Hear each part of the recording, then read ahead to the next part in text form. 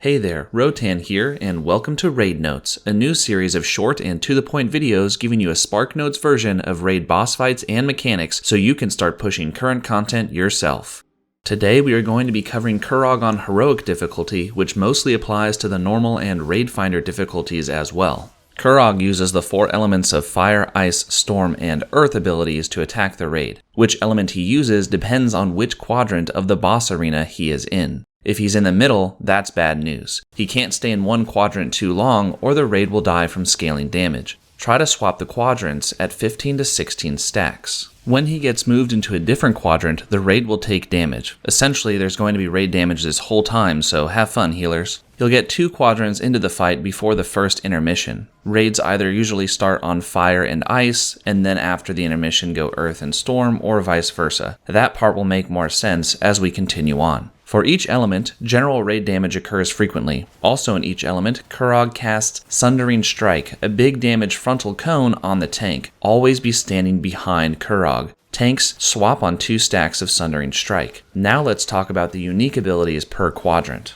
On Frost, he can cast Biting Chill to make the healers work harder. Frigid Torrent creates ice orbs around Kurog that push out and kill you if you get hit. Dodge these. Absolute Zero is a soak mechanic, so everyone stack on these players but keep the circles separate from each other. If you have to soak this twice, you die. So if your damage isn't cutting it, have half the raid soak the first cast and the other half the second. However, this should really never be the case, as more problems will ensue if your damage doesn't cut it here. The fire mechanics are all floor lava, so watch out when he casts different fire spells on you and dodge the floor spirals. On Searing Carnage, try and keep close to other players so the whole room doesn't get filled up, but also slowly walk away and out of the spirals as they get cast on your current location 5 times. For Earth, he casts a set of concentric rings that expand out, killing anyone in the blast. Back out of the first one that comes your way and close in after it has passed by. Enveloping Earth will make a few players absorb 400,000 healing, so heal these players as soon as possible so raid damage doesn't kill them. He summons adds during this quadrant, so dodge their spawn circles and AoE them down quick. For Storm, Shocking Burst will have players need to avoid each other and stay out of the big circle. Thunder Strike causes circles to appear on the floor that need one player to go stand in them or the raid gets wiped.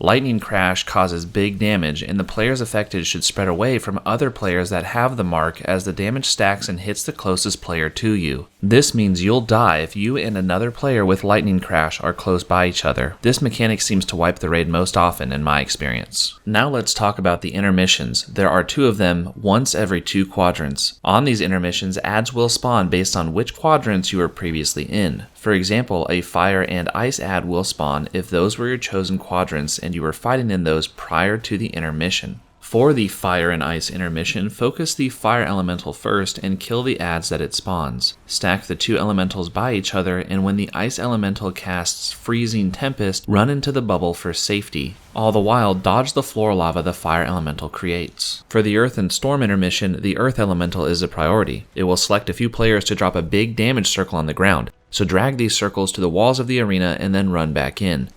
Once this elemental is dead, the floor damage will go away. The Storm Elemental teleports away frequently, and when it does so, it will choose a player to lightning laser to death. Heals need to be focused on this player, and this player needs to run away from the group as the lightning laser does proximity damage. To recap the order, it goes boss fight with Kurog, intermission, boss fight, second intermission, and ends with killing an empowered Kurog in Phase 3. So let's talk about Phase 3. It's really easy. Tanks taunt him into whichever quadrant they think is easiest for the raid, in our case it was Earth, and then just nuke him down.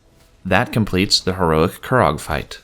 That concludes this episode of RaidNotes. More episodes like this will be coming in the future, so make sure to subscribe to see those when they drop, especially when the second raid tier opens. Take care.